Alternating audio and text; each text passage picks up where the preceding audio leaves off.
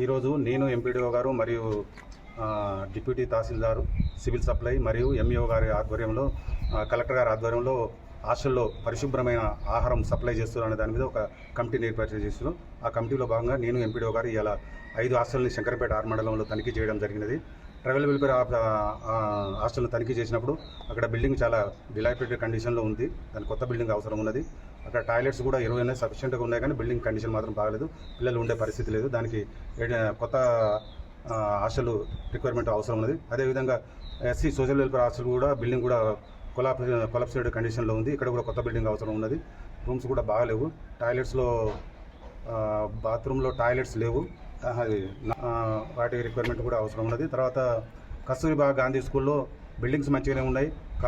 కాకపోతే అక్కడ అవిల్ గన్పూర్ వాళ్ళ కస్తూరిబా స్కూల్ కొంతమంది అక్కడ క్లబ్ చేయడం వల్ల అక్కడ స్ట్రెంత్ 300 మంది ఉన్నారు. 300 మందికి టాయిలెట్స్ సరిపోవట్లేవు. ఒక్కొక్క టాయిలెట్స్ 20 మంది